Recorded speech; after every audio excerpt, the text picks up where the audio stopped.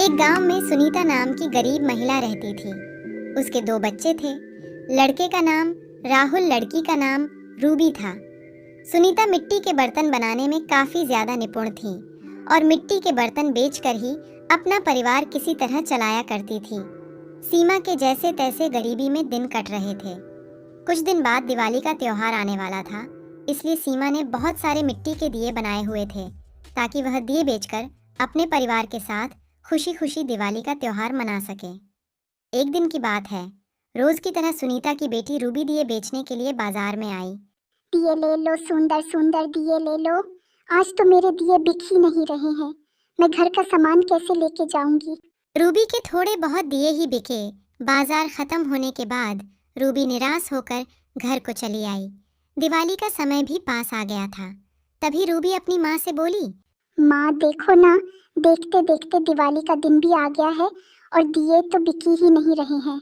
इस तरह तो मुझे लगता है दिए बेचकर इस बार हम कुछ खास पैसे भी नहीं कमा पाएंगे और इस बार मुझे नहीं लगता कि हमारी दिवाली अच्छी जाएगी।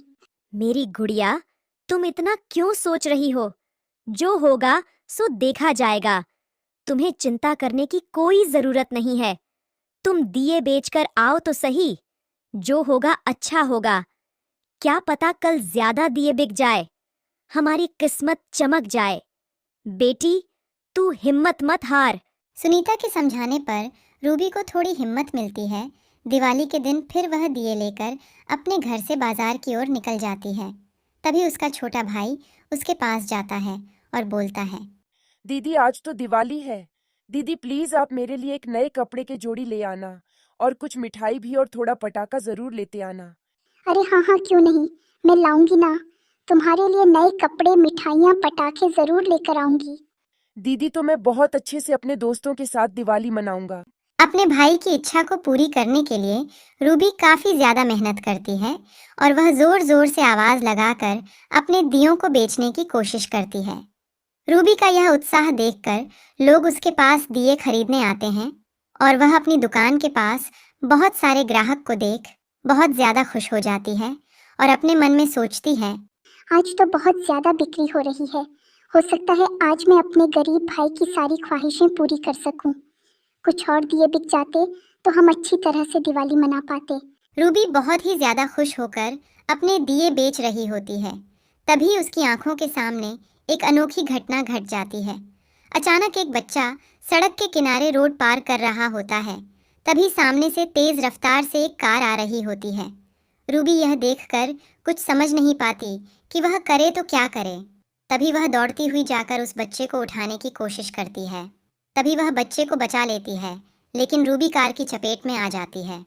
कार की चपेट में आने से रूबी को चोट लग जाती है, जिसकी वजह से वह वहीं बेहोश हो जाती है। तभी बाजार के सारे लोग इकट्ठा हो जाते हैं और कार वाले को घेर लेते हैं।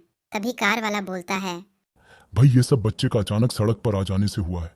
इसमें मेरा तो कोई कसूर नहीं है। मैंने तो इस बच्चे को बचाने की बहुत कोशिश की थी। अरे हाँ, यह तो हम सब जानते ही हैं, पर हाँ, इसको चोट तो तुम्हारी कार से ही लगी है ना। इसका इलाज तो तुमको ही करवाना होगा, नहीं तो हम पुलिस को फोन कर देंगे। अरे हाँ, क्यों नहीं। मुझसे जो भी होगा मैं इस लड़की की मदद करूंगा, लेकिन आप लोग पुलिस को फोन मत कीजिएगा प्लीज। आपस में लोग बातचीत कर रहे होते हैं। तभी जिस बच्चे की जान बचाने की वजह से रूबी का एक्सीडेंट हो गया था, तभी उसके माता पिता वहां पर आ जाते हैं। उन्हें देखते ही आसपास के लोग उन्हें भला बुरा कहने लगते हैं। अरे भाई, कैसे माँ बाप हो तुम लोग? तुम्हारी लापरवाही की वजह से देखो तो इस गरीब लड़की की कैसे एक्सीडेंट हो गया है। अरे भाई, मैं तो कहता हूँ इस लड़की की, इनके बच्चे के कारण इसका एक्सीडेंट हुआ है। इसका इलाज का खर्च इन भाई साहब को ही उठाना पड़ेगा। बच्चे का पिता बहुत ही घमंडी व्यक्ति था और उस पर अपनी अमीरी का रौब झाड़ने लगा। अरे ये गरीब लोग जानबूझकर ऐसा करते हैं कार के सामने आकर, ताकि हम अमीर आदमी से पैसे ले सकें। सोनिया जी, इसने हमारे बच्चे की जान बचाई है। इस लड़की को जल्द से जल्द अस्पताल लेकर चलते हैं। इस बेचारी को कुछ नहीं होना चाहिए। अपनी पत्नी के कहने के बाद बच्चे का पिता तुरंत एम्बुलेंस में लेकर रूबी को एक बड़े अस्पताल में लेकर पहुंच जाता है। वे वहां तुरंत डॉक्टर से बात करता है। सड़क के किनारे जो व्यक्ति इकट्ठे होते हैं, वे भी अपने काम पर निकल जाते हैं। इधर अस्पताल में पहुंचने के बाद बच्चे का पिता और उसकी पत्नी को वह डॉक्टर कहता है। चिंता करने की कोई बात नहीं है। इस लड़की को इतनी गहरी भी चोट नहीं आई है। कुछ देर के बाद ये ठीक हो जाएगी। और हाँ, आप इसे घर भी ले जा सकते हैं। ये तो बहुत ही खुशी की बात है डॉक्टर साहब। कुछ देर के बाद रूबी को होश आ जाता है। तभी रूबी अपने सामने बच्चे के पिता को और उसकी पत्नी को अपने सामने देखती है। तभी बच्चे का पिता रूबी से माफी मांगने लगता है। बेटी मुझे माफ कर दो। मैंने तुम्हें बहुत बुरा भला बोला था जब तुम्हारा एक्सीडेंट हुआ था। अरे हाँ बेटी, मैं तुम्हारे जीवन भर की आभारी रहूंगी। मुझे एक ही बच्चा था जिसे कार एक्सीडेंट से तुमने बचा लिया। धन्यवाद बेटी, तुमने हमारे परिवार पर बहुत बड़ा एहसान किया है। अरे नहीं नहीं आंटी, मैं तो अपना फर्ज निभा रही थी।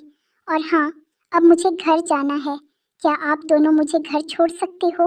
रूबी के यह कहने पर बच्चे का पिता और उसकी पत्नी पहले तो मार्केट ले जाकर रूबी को बहुत सारी शॉपिंग करवा लेते हैं। मिठाइयाँ और पटाखे खरीद देते हैं। बहुत सारी चीज़ें खरीदने के बाद रूबी को उसके घर छोड़ने जाते हैं। इस तरह रूबी का परिवार खुशी खुशी दिवाली का त्योहार मना पाता है।